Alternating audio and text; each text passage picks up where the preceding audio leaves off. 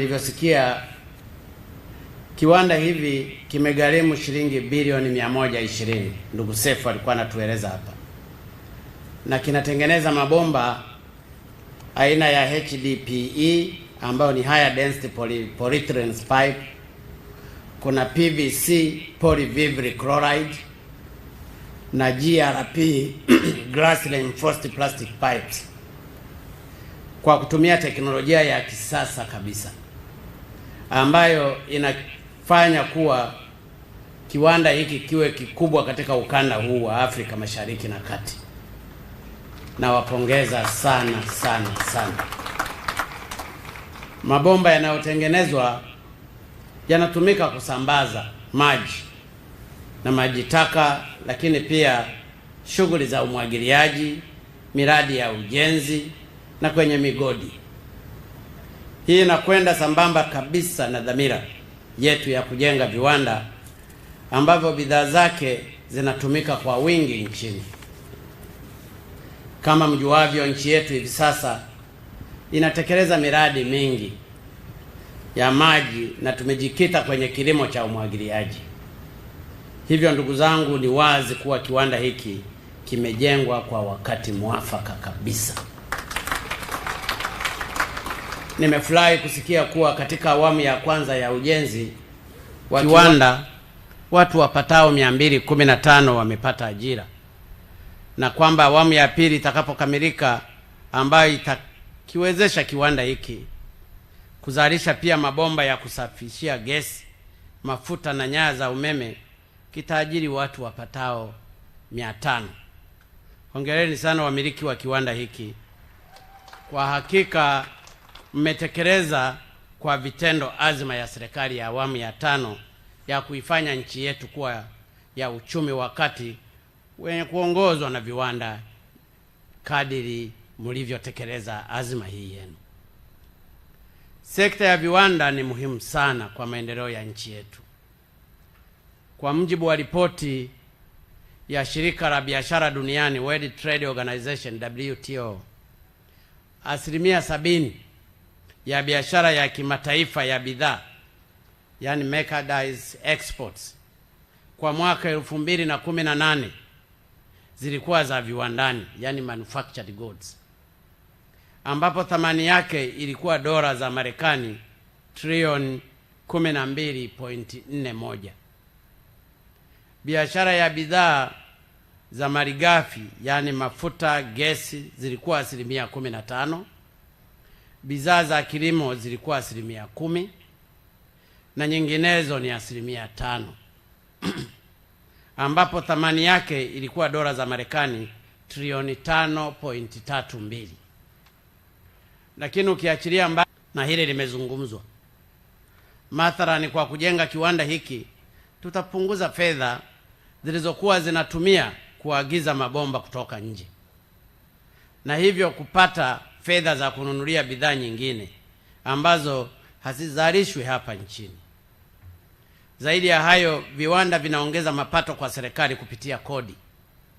Kwa hiyo hapa serikali itakusanya kodi, ambazo kodi hizo zitatumika katika shughuli mbalimbali, ikiwemo kutengeneza barabara, kununua ndege, kupeleka madawa hospitalini, kulipia wanafunzi, kulipa mishahara na kadhalika.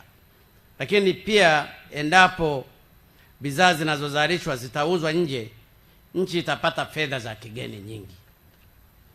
Na hii ndiyo thamani ya shughuli ya viwanda.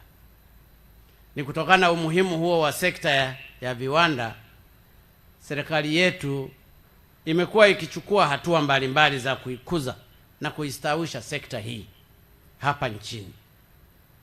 Baadhi ya hatua hizo ni kufufua viwanda vilivyokufa, kuondoa urasimu kwenye taasisi zinazohusika na masuala ya viwanda kama TBS, TFDA, NEMKI, OSHA, zimamoto na kadhalika na pia kupunguza utitiri wa kodi na tozo mbalimbali. Kwa mfano, kwenye mwaka huu wa fedha tumefuta tozo zipatazo 54 ambazo zingekuwa zinakwamisha juhudi za serikali za kuwa na viwanda vya kutosha. Nakumbuka swala la kupima vifaa vya mionzi kwamba inachukua zaidi ya siku 7 kwa sababu ukaguzi wake mpaka ukafanyike Arusha. Mheshimiwa Mwenyekiti wa Bunge, nimelisikia na nimelichukua, tutalifanyia kazi. Nina uhakika waziri wa viwanda naye amelisikia, atazungumza na mawaziri wenzake ili kupima hivyo viwe vinapimwa hapa, na kama watakuwa na vichelewesha kuvipima wanalipa wao wapimaji. Unajua saa nyingine ni kubanana tu, ili kusudi hii isiwe sababu ya kuchelewesha kwa vitu ambavyo tunafikiri vinaweza vikatekelezwa. Mwaka huu pia tumeanza kutekeleza mpango kabambe wa kuboresha mazingira ya biashara, yani blueprint for regulatory reforms to improve the business environment in Tanzania. Zaidi ya hapo, tumeendelea kutenga maeneo maalumu kwa ajili ya ujenzi wa viwanda EPZ A na SEZ kwenye maeneo mbalimbali nchini. Hata hapa Dar es Salaam yapo maeneo Kurasini na Kigamboni ambayo yametengwa kwa ajili ya uwekezaji. Sambamba na hayo, ndugu zangu, tunaboresha miundombinu ya usafiri, nishati ya umeme pamoja na maji. Kama mjuavyo, miundombinu hii ni muhimili muhimu katika ukuzaji wa sekta ya viwanda. Huwezi kujenga uchumi wa viwanda bila kuwa na miundombinu imara ya usafiri na nishati ya uhakika ya umeme, na ndiyo maana mradi mkubwa wa Stiglas Gorge tumeamua kuujenga. Lakini kuzingatia hili, ndiyo maana pia tunajenga barabara nchi nzima. Kwa Dar es Salaam, ninyi ni mashahidi ndugu zangu wana Dar es Salaam, karibu kila mahali sasa barabara za lami zinajengwa, zinatumika zaidi ya bilioni 660 katika mradi hiyo. Hata zile barabara zilizokuwa ambazo huna uhakika kama zitakuwa za lami zinaendelea kujengwa. Lakini pia tunajenga upya reli yetu kwa kutumia fedha za ndani. Tunafanya upanuzi pia wa bandari zetu, na jana mliona wenyewe meli kubwa yenye zaidi ya mita 200 ambayo iliweza kutia nanga pale kwa ajili ya kushusha magari na kadhalika. Haya yote tunataka tuhakikishe sekta ya viwanda na uchumi wa nchi yetu unajengeka kikamilifu. Kwa upande wa umeme, tunatekeleza miradi mikubwa ya kuzalisha umeme kwa kutumia gesi na maji, ikiwemo Kinyerezi 1 na Kinyerezi 2 na bwawa la Mwalimu Nyerere, miradi ya kusafirisha umeme na pia kusambaza umeme hadi vijijini. Tunataka hadi kwenye vijiji watu wajenge viwanda vidogo vidogo na vya kati. Kama mjuavyo, takribani 90% ya viwanda duniani ni vidogo vidogo au vya kati.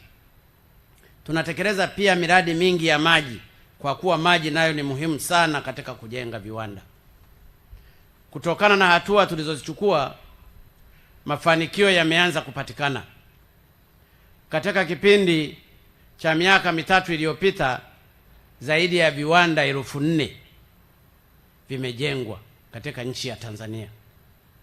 Aidha, kwa mujibu wa Benki Kuu ya Tanzania, mauzo ya bidhaa za viwandani nje ya nchi yameongezeka kutoka dola za Marekani milioni 770.5 mwaka wa fedha wa 2016 hadi 17 hadi kufikia dola za Marekani milioni 833.8 mwaka wa fedha wa 2017 hadi 18. Ni matumaini yangu kuwa kwenye mwaka wa fedha uliopita wa 2018-19 mauzo yatakuwa yameongezeka zaidi, na hasa kwa kuwa idadi ya viwanda vimeongezeka. Nitumie fursa hii, ndugu zangu, kuwahimiza na kuwakaribisha wafanyabiashara wa hapa nchini na kutoka nje, na bahati nzuri waheshimiwa mabalozi wako hapa, kuendelea kuwekeza katika sekta ya viwanda hapa nchini. Kama ambavyo nimekuwa nikisema mara nyingi, Tanzania ni mahali pazuri sana pa kuwekeza. tuna fursa nyingi za uwekezaji kwenye sekta ya viwanda, kilimo, uvuvi, ufugaji, madini, afya, misitu na kadhalika. Hivyo karibuni sana muwekeze hapa nchini. Ukiwekeza Tanzania, maana yake una fursa ya kutumia masoko ya SADC pamoja na ya EAC ambayo kwa pamoja yana jumla ya watu wapatao milioni 500.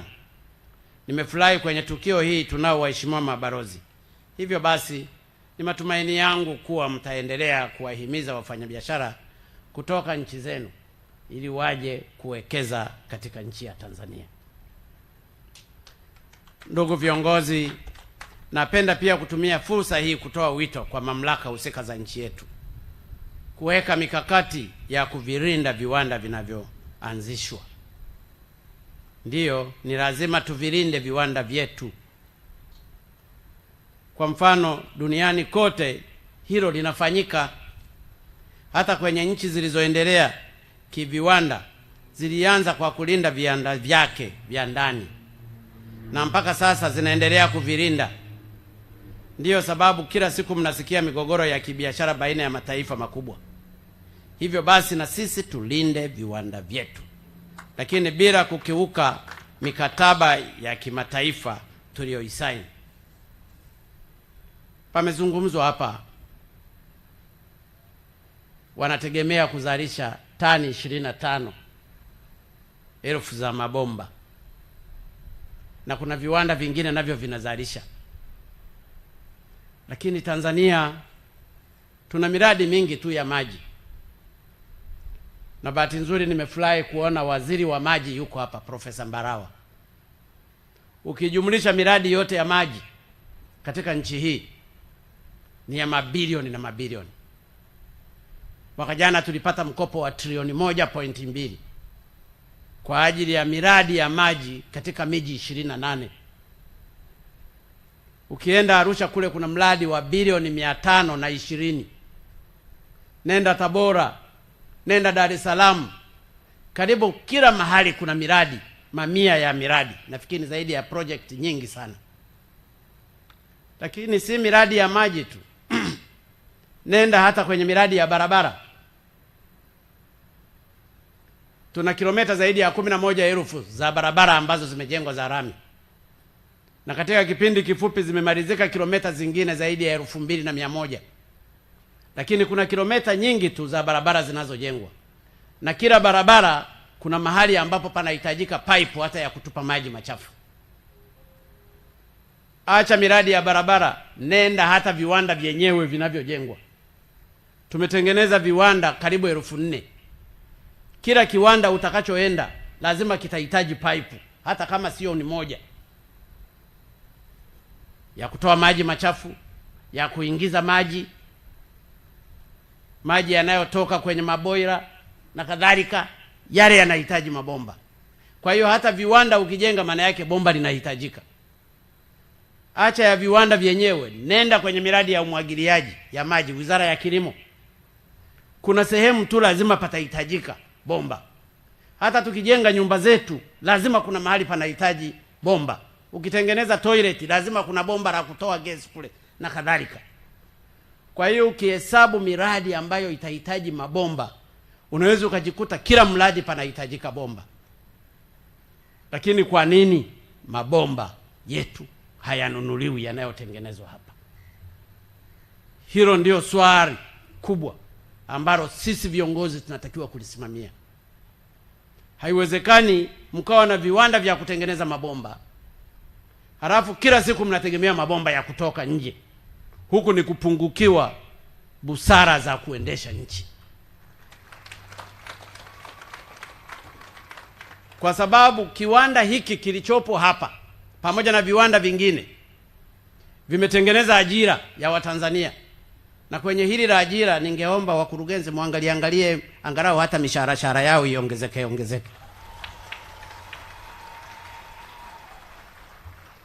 Zimetengeneza ajira. Lakini serikali inakusanya kodi. Kwa hiyo kuna faida ya ajira, kuna faida ya kodi. Na kodi hiyo ndiyo inakwenda kugharamia miradi ya maji.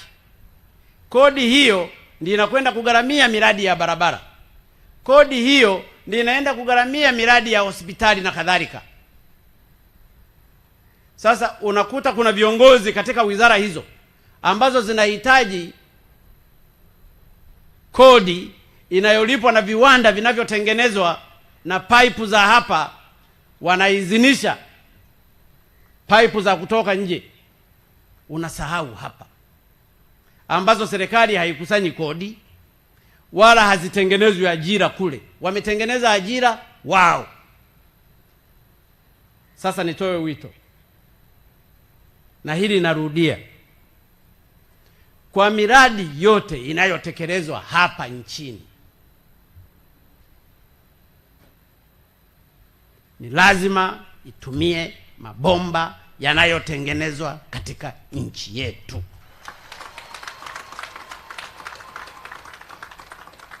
Na kama mnaona hili ni gumu namna ya kulitekeleza, wekeni masharti kwa contractor anapo apply. Weka kipengele, anapoweka quotation yake atatumia mabomba ya kutoka wapi. Akisema ataagiza nje, iwe sababu ya kumdisqualify na kukosa ile tenda, kwa sababu hataki kujenga miradi ya Watanzania na hataki kuinua uchumi wa Tanzania. Ni lazima tufike mahali tuamue. Hayupo mtu atakayetuamulia sisi wa Tanzania. Niwaombe mawaziri, makatibu wakuu, ninyi ndio mnaniwakilisha huko, wakurugenzi na watendaji wote katika maeneo mbalimbali. Ni lazima tukipende chetu. Kwa njia hiyo tutakuwa tumeisaidia nchi. Mnaweza mkaamua katika miradi yote inayofadhiliwa na serikali ya 100%, mkaweka hiyo condition. Miradi inayosimamiwa na road fund, TARURA, ambazo ni fedha za fuel levies ambazo wanakatwa wa Tanzania, asionekane engineer wa manager wa TANROADS au wa TARURA anaagiza bomba kutoka nje, contractor akamruhusu. Ni lazima tuwe wazalendo, na uzalendo si ubaguzi. Lakini sijasema hapa kwamba hatuhitaji mabomba mahali pengine, lakini basi yawe priority mabomba ya hapa. Otherwise viwanda hivi vitajengwa na wakina Sefu, matani ya mabomba yatakaa mle, yatakaa idle, baadaye wafanyakazi watafukuzwa kazi, na sisi serikali tutakosa kodi. Tumekalia kuagiza mabomba kutoka mahali pengine. Ni kama uwe na ng'ombe wako una maziwa unakamua, mfugaji unaacha kunywa maziwa yako, unaagiza maziwa ya kutoka dukani. Watakuona ni kichaa. Sijataka kusema sisi ni vichaa, lakini tunaelekea kwenye ukichaa wa aina hiyo. Haiwezekani. Haiji. Kwa hiyo niwaombe ndugu zangu viongozi, kwa heshima kubwa sana, hebu tuliangalie hili. Lakini pia ninafahamu mojawapo ya njia ya kuvilinda ni kuhakikisha tunanunua bidhaa zinavyozalishwa hapa. Mathalan, hivi punde mkurugenzi mkuu wa kiwanda ndugu Sefu ameiomba serikali kutumia mabomba yanayozalishwa nchini katika kutekeleza miradi ya maji, ikiwemo kwenye miradi inayotekelezwa kwa fedha za wafadhili. Hili nakubaliana naye kama ninasema, na si kwenye miradi ya maji tu mkurugenzi, miradi ya barabara, miradi ya maji, miradi ya kilimo, miradi ya nini, kila kitu kinachoitwa miradi ni lazima tuwepe priority kwa bidhaa zinazotengenezwa hapa. Lakini mwaka jana mwezi Machi nafikiri, wakati nikiwa Kahama, nilielekeza hili.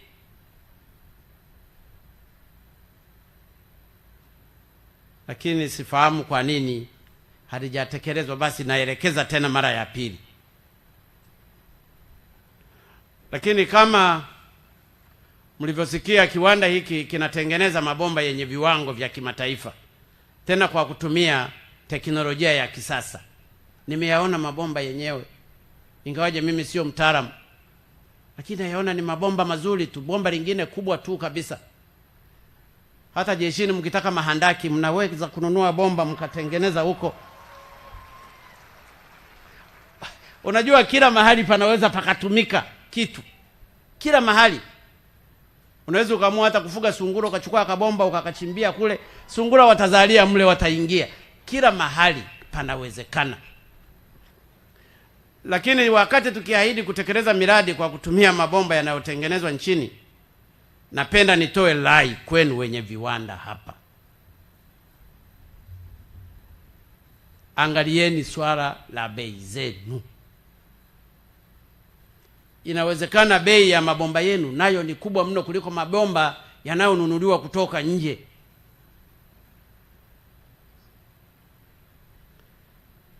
Ninaambiwa wakati mwingine bei za mabomba nchini zinakuwa juu sana ukilinganisha na bei ya kuagiza kutoka nje.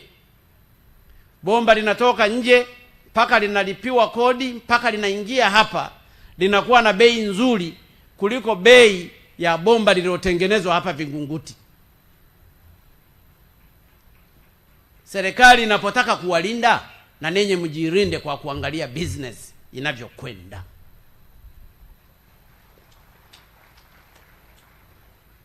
Mfanye analysis. Je, mabomba ya nje yenye quality kama hii yanauzwa bei gani? Kwa sababu business ni pamoja na competition. Je, sisi tukishusha percentage fulani tunatengeneza faida kiasi gani? Kwa hiyo hili nalo mliangalie. Lakini pia mkiliangalia hili itakuwa linawasaidia badala ya kutaka kupata faida haraka haraka. Faida nayo huwa ni vizuri inapokuwa distributed. Na bahati nzuri serikali imeshaweka maangalizo mazuri kwenye raw material mnazoziagiza, including hizi polymers ambazo mnaziagiza kwa ajili ya polymerizations. Mliangalie hilo. Nimeambiwa mle baadhi ya raw material wala haziagizwi nje. Silicate ziko Kisarawe hapa. Hilo nalo mliangalie, kwa sababu multiplying effect yake itakuwa ni kubwa kwa kutengeneza employment kwenye maeneo silicate inapopatikana. Lakini pia muangalie quality ya mabomba mnayoyatengeneza.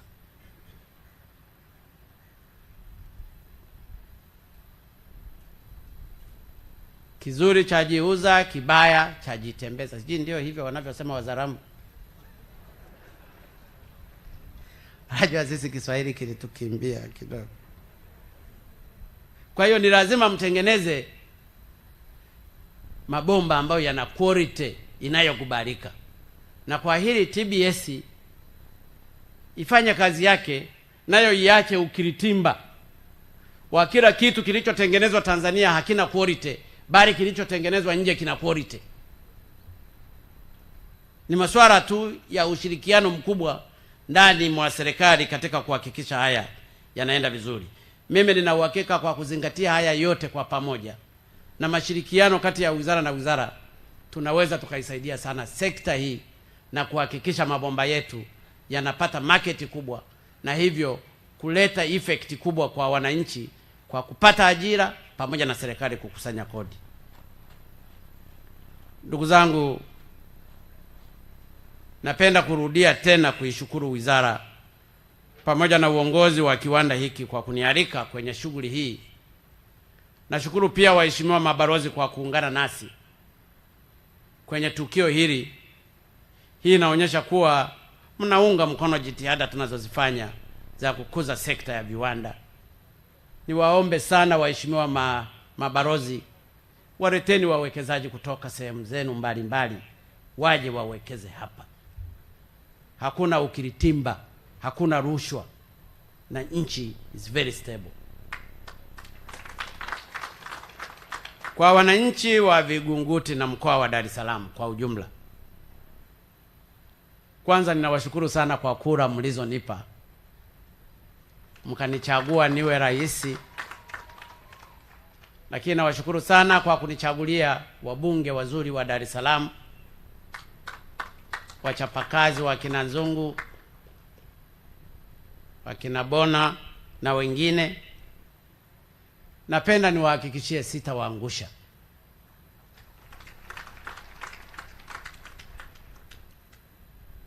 Tumeahidi kuendelea kuikuza na kuilea miradi na sekta mbalimbali katika nchi. Nenye ni mashahidi. Nisingependa kuyataja yote ambayo yanafanywa na serikali. Nisingependa kwa sababu nenye ni mashahidi. Barabara, reli, maji siku za nyuma lilikuwa ni tatizo kubwa. Sasa hivi Dar es Salaam kama kuna sehemu zinalalamika maji basi ni chache. Huduma za afya na mambo mengine mengi. Lakini pia kiwanda cha Vingunguti kile kila siku nilipokuwa nikiangalia kwenye TV nakuta hakijajengwa, kuna mabishano na serikali imetoa bilioni 10 nafikiri. Mstahiki Meya, tumetoa kiasi gani kwenye mradi huo wa Vingunguti? Bilioni 12. Bilioni 12.5. Haya. Nataka mradi huo ukamilike. Haiwezekani kila siku watu wanachinjia mbuzi chini mara nini. Nitakuja siku moja nitavamia pale bila kuwaambia. Kwa sababu tatizo la pesa si tatizo. Tatizo lipo. Fedha zipo lakini miradi haikamiliki.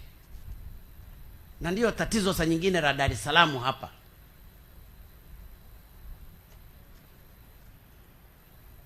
Kule Coco Beach tulisema pajengwe, parekebishwe, watu wakawe wanastarehe. Nako kila siku panasuasua. Fedha zipo. Msifikiri sioni.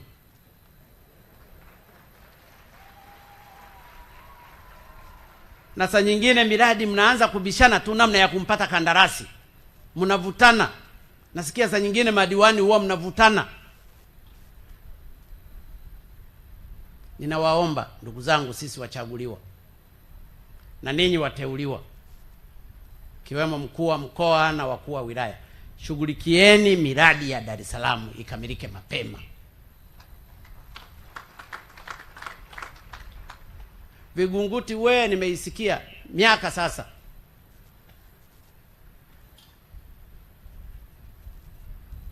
Bado unamwona mkuu wa mkoa anatembelea hii, kesho yake huko hivyo hivyo. Nasema huyu mkuu wa mkoa anakwenda kujionyesha tu kusudi nilizike, ataona nitakapokaribia pale siku yangu. Nataka miradi ikamilike. Ninaambiwa sasa hivi kuna contractor, si ndio? Atamaliza lini? Paka mwakani tunasubiri tu mbuzi bila kuchinjwa. Paka mwakani. Mheshimiwa Rais ndio kwa mjibu wa mkataba amesema mwakani atakamilisha. Mkataba si mmeuandaa ninyi? Ndio. Kwa nini mliuandaa kwa miaka yote hiyo? Ila kwa mujibu wa National Housing watasema kabla watakamilisha kwa muda usiku na mchana. Mkataba mmeuandaa ninyi. Ni kweli. Umenielewa? Ni kweli. Kwa nini mpaka mwakani? Wanajenga vitu gani? Bilioni 14 inachukua miaka yote hiyo. Sasa asante mkuu. Shauri yenu. Najua message sent and delivered. Asante mkuu, tumesikia.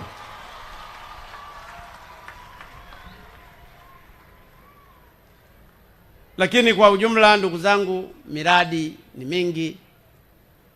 Na singependa kuwachosha sana katika tukio hili la leo. Kwa sababu ni kweli tukio hili la leo ni la furaha. Narudia tena kusema kwenye dhati kabisa ya moyo wangu, nawashukuru sana SEF kwa kuamua kuanza kutekeleza swala la viwanda kwa vitendo. Napenda kuhakikishia serikali iko pamoja na ninyi. Hizi changamoto ndogo ndogo nataka kuhakikishia tutazimaliza. Na napenda niseme, ingawaje saa nyingine ukimsifu mtu ni vibaya, Wizara ya Viwanda sasa hivi inaelekea angalau kuzuri. Na mimi nakusifu Bashungwa, kwa sababu mfano mmoja tu ambao umejidhihirisha. Serikali tulinunua korosho miezi kadhaa. Korosho hizo tumekaa nazo bila kutafutwa mnunuzi.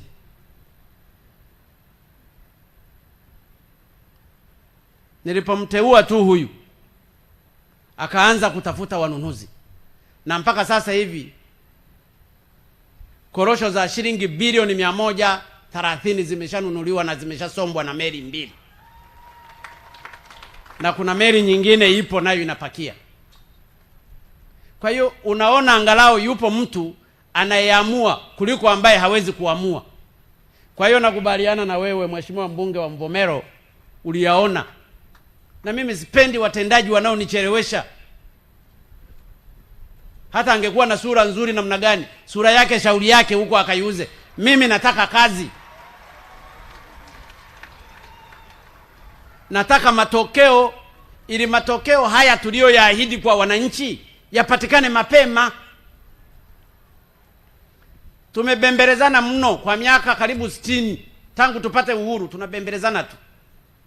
Sasa angalau wapate mwaka fulani fulani, sio wa kubembeleza katika awamu ya 5. Nikiondoka watakuja wa kuwabembeleza, halo waziri nini nini. Tukibembelezana sana, ndugu zangu, hatutafika. Tubembelezane mpaka lini? Hatutafika. Na saa nyingine tukibembelezana ndiyo mambo hayaendi, ndugu zangu.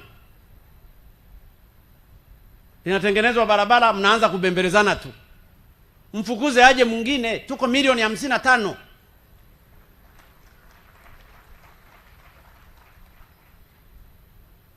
Na mimi bahati nzuri angalau huwa nabembeleza. Nimemtuma waziri mkuu kila mahali palipo pagumu, yeye habembelezi, huwa anafyatua tu. Sasa ni waombe waheshimiwa mawaziri, makatibu wakuu, wakurugenzi na wanani, ma-DC. Sisi tumekabidhiwa haya madaraka na wananchi. Sisi ni dhamana.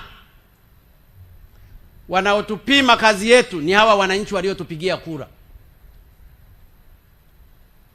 Tunatekeleza ilani ya chama chetu, Chama cha Mapinduzi. Na baada ya miaka 5 tutaulizwa tumefanya nini.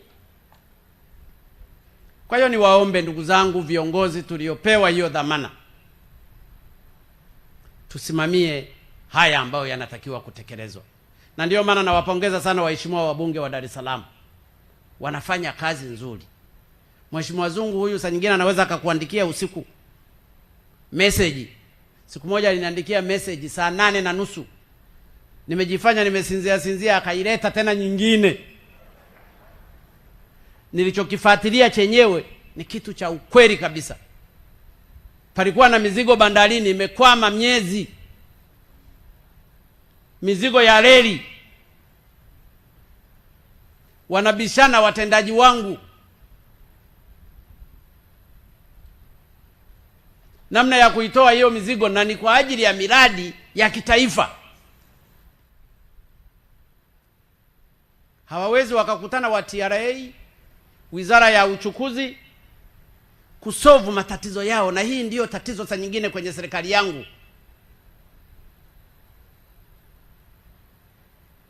Wanataka kila kitu kifanywe na rais.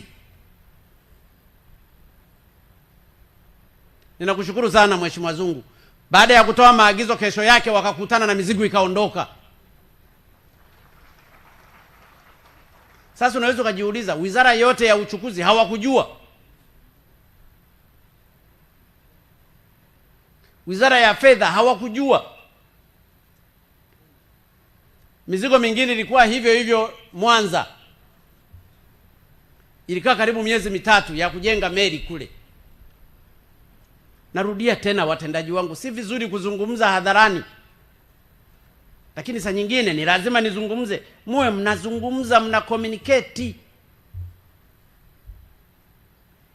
Ili swala linapokwama mahali, mulitatue ninyi kwa ninyi, makatibu wakuu wa wizara hii na wa wizara hii, waziri wa wizara hii na wa wizara hii, mkuu wa mkoa huu na mkoa wa mkoa, DC wa hapa na wa hapa, katibu tarafa wa hapa, mtendaji wa kata na hapa, tutasolve na tutakuwa tunasolve matatizo ya wananchi.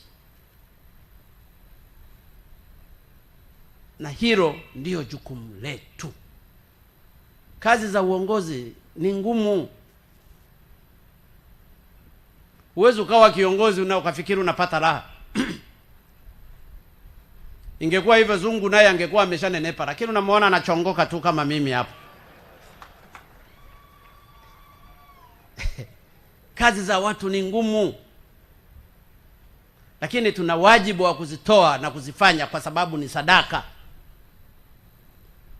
Kwa hiyo niwaombe sana viongozi wenzangu, hata ya matatizo ya kupima mianga, waziri wa viwanda au katibu mkuu wa wizara ya viwanda ameshindwa kuuliza wale wa Arusha watu wa atomic energy, kwa nini wameng'ang'ania Arusha? Si waje wachukue sampa zao pale, wao wanafanya analysis usiku na mchana pale bandarini. Kwani walifungwa hizo nuclear elements zimeng'ang'ania Arusha tu? Hizo gamma rays ni lazima zipimiwe huko tu.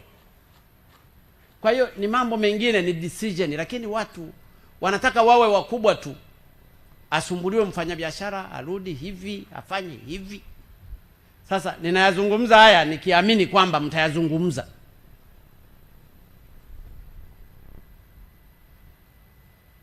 Nataka mimi niambiwe, bana, tumewaambia wa nuclear kule wamekataa, atomic energy kule hawataki kuja. Basi unamtoa, unateua mwingine. Kwa hiyo Mheshimiwa Mwenyekiti wa Bunge, mimi nakushukuru sana.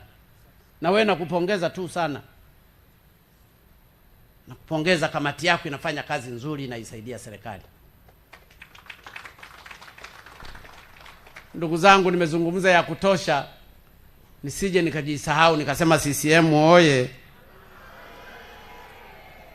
Lakini ninawashukuru sana wananchi wa Vingunguti. Ninawashukuru sana wafanyakazi. Nina uhakika mambo mengine yatashughulikiwa na ndugu Sefu, ana moyo mzuri. Ili kusudi wafanyakazi hawa siku nyingine tunakuja tunafurahi. Na ninakubaliana na mawazo ya waheshimiwa wabunge kwamba ni vizuri angalau mahali panapojengwa kiwanda wafanyakazi wa maeneo hayo waweze kufaidika. Lakini pia hata huduma za jamii, hakuna ubaya ukijenga hata kituo cha afya kidogo, ili wananchi wa maeneo haya wanakuja wanapata hata vidonge na kadhalika, na pakawa na communication nzuri na Wizara ya Afya na kadhalika. Tukiyafanya yote haya kwa pamoja, hakuna linaloshindikana ndugu zangu. Tutaijenga nchi hii na nchi hii itaendelea. Nchi hii ni tajiri mno ndugu zangu, ni tajiri. Na mimi nafurahi kuzaliwa kwenye nchi ya Tanzania ambayo ni tajiri. Na jukumu langu ni kuhakikishia Watanzania utajiri uko wapi na tufanye nini. Na hata sasa hivi wameshaanza kuelewa. Unapojenga standard gauge wanajua kumbe hili nchi ni tajiri. Lakini mapambano ni lazima yawepo.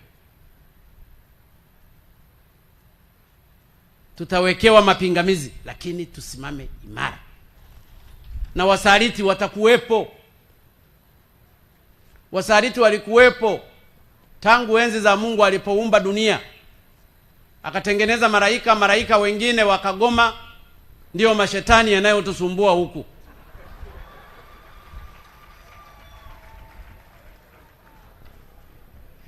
Kwa hiyo wapinzani hawawezi wakakosa. Inashikwa ndege ambayo imenunuliwa kwa fedha za Watanzania pamoja na fedha za mama yake na baba yake. Halafu yeye kule anashangilia, nafuu ndege imeshikwa. Anashindwa kuelewa kwamba hiyo ndege ilichangiwa na mama yake, dada yake, mshikaji wake, mjomba wake.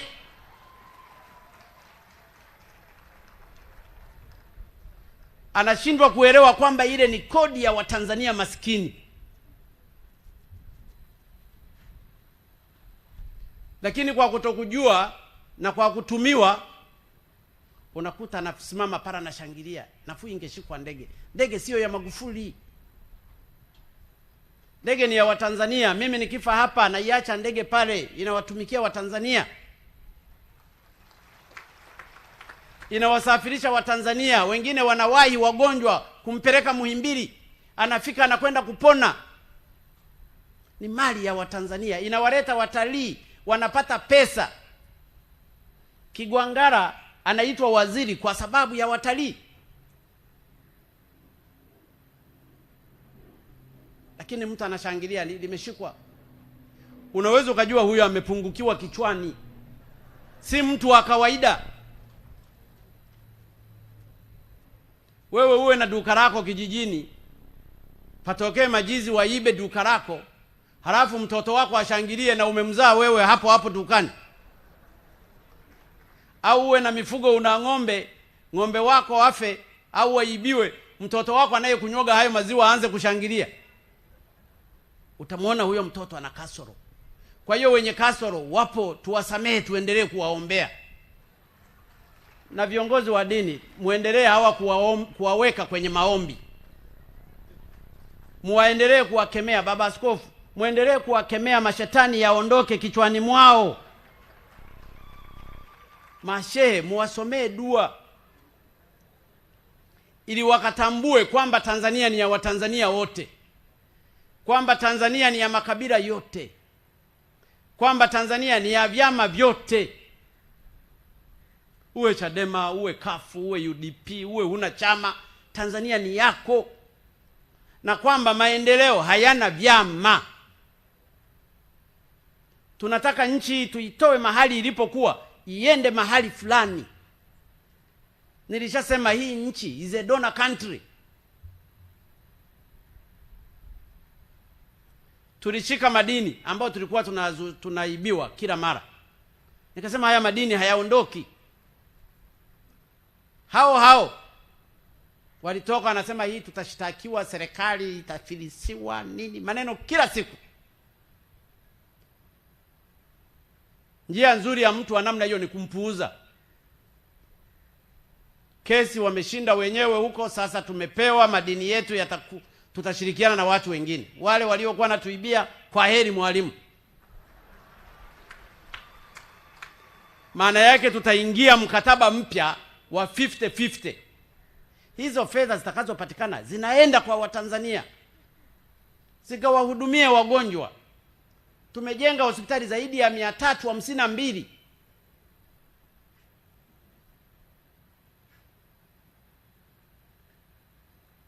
Hizi hospitali zinawasaidia maskini.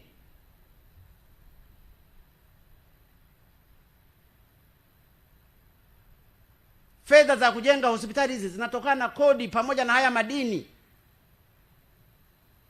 Tunasomesha watoto wetu kwa kutoa bilioni 23.863 kila mwezi, ili watoto hawa wa maskini wakasome, ili na wao siku nyingine wakawa wanaandika Twitter kama wanavyoandika hawa.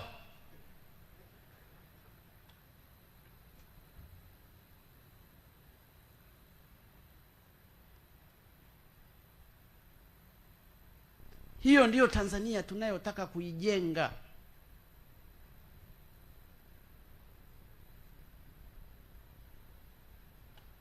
Kwa hiyo ninachotaka kuwaomba ndugu zangu wa Tanzania, na kwa sababu niko hili nimelizungumza, niwaombe sana tushikamane. Katika mapambano ya maendeleo msitegemee kupendwa.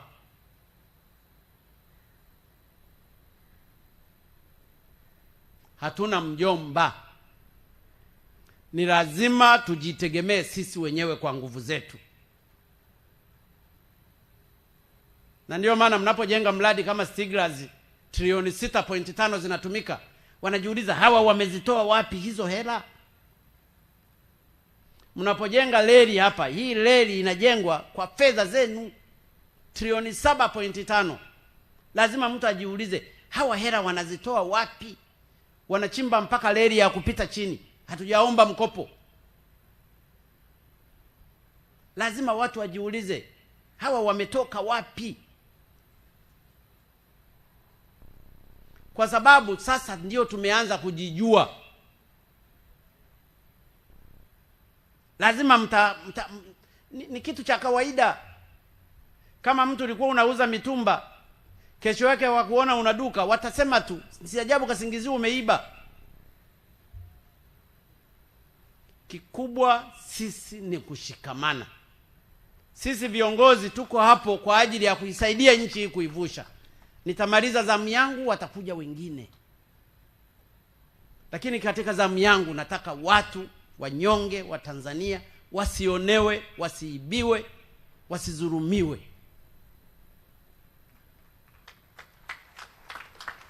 Niliomba kura kwa ajili ya hilo, na hiyo ndiyo sadaka yangu kwenu wa Tanzania. Msifikiri kazi naifurahia sana, nateseka kweli. Siku nyingine unapita siku kucha hujarara.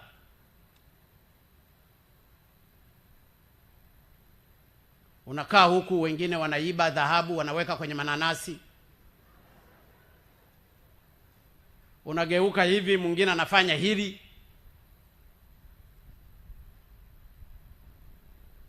Unakaa huku unaambiwa mkurugenzi huyu hakusanyi kodi, anazira hela.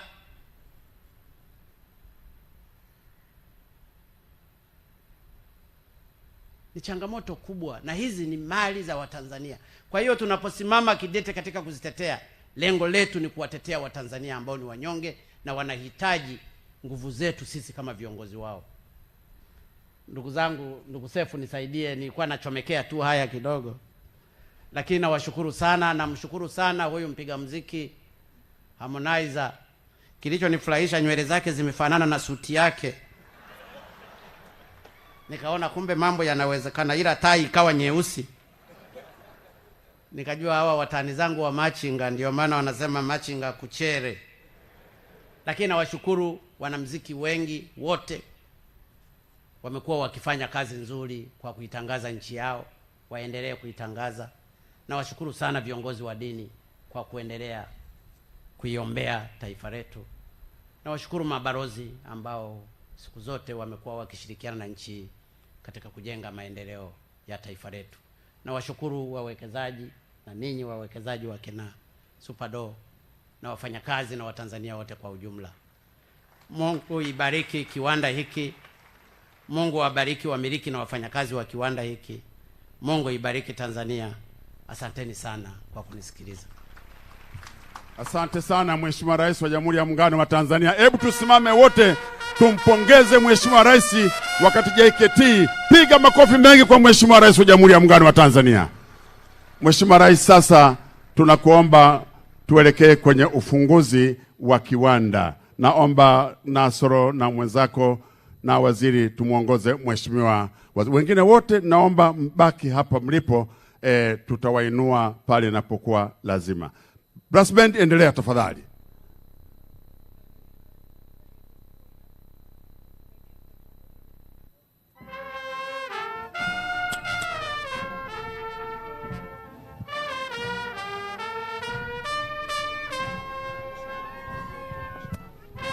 Bube Alwan na Abel, naomba mje.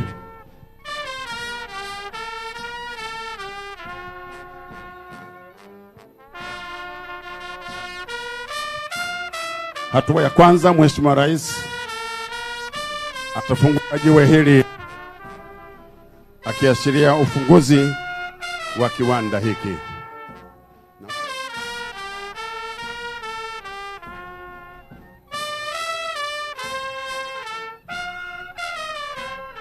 Makundi yetu ya picha ya kwanza itakuwa ni mawaziri, makatibu wakuu na waheshimiwa wabunge. Kundi la pili itakuwa ni mabalozi na viongozi wa dini. Kundi la tatu ni bodi na management ya PICL na sekta binafsi. Halafu watafuata viongozi mbalimbali. Halafu mwisho wafanyakazi wa kampuni hii ya PICL. Kwa hiyo kundi la kwanza, Mheshimiwa Rais anakuja kwanza.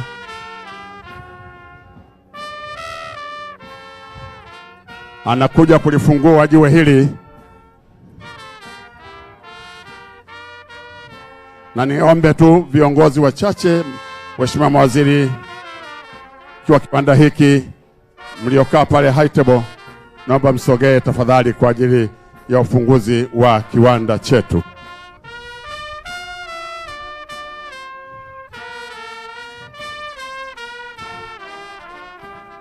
Naam. Mheshimiwa Rais Nasoro na mwenzako, Mheshimiwa viongozi msogee. Murad, sogea tafadhali. Sasa Mheshimiwa Rais anafungua kiwanda hiki, The Pipe Industries Company Limited, the largest pipe producing facility in Eastern Central Africa. Kiwanda kikubwa kabisa, wanapeana mkono. Mheshimiwa Rais, baada hapo sasa utakuja kata utepe, halafu tutapata picha. Naomba msimame hapa wote, msiende zaidi hapo. Naomba msiende zaidi ya hapa tafadhali. Viongozi, sogeni kule ndani kwa ajili ya picha. Kwa ajili ya kata utepe. Police. Yeah. Nenda tu.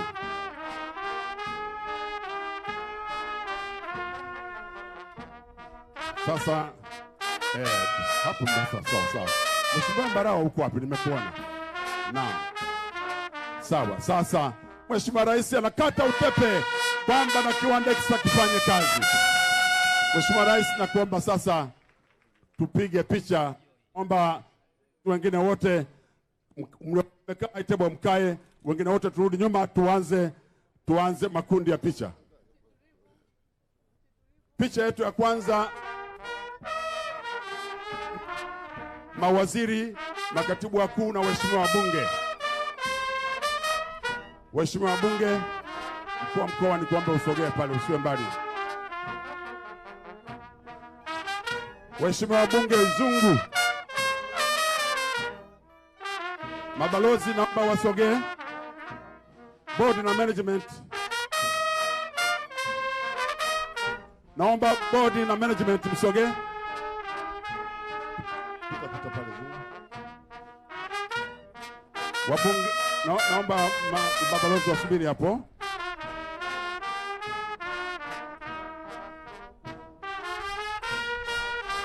Na mkimaliza naomba huku mtoke kwa ruhusa watu wengine.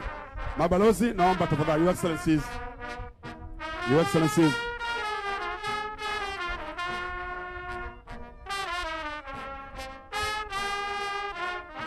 Your Excellencies.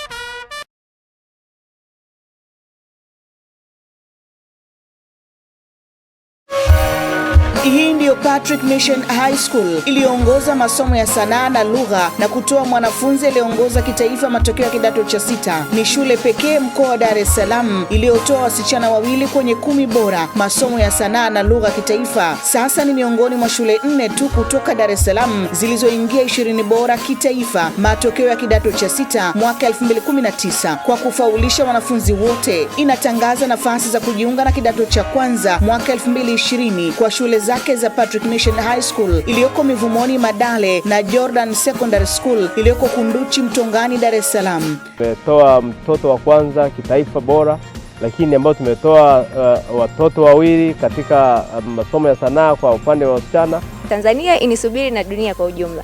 Inawajali na kuwajenga kitaaluma na maadili. Mkoa wa Dar es Salaam shule 4 tu zimeingia 20 bora. Patrick Mission ni shule mojawapo. Tanzania nzima Patrick Mission ipo sasa katika 20 bora. Patrick Mission High School na Jordan Secondary School, wasiliana nao kwa simu namba 0678 477 869.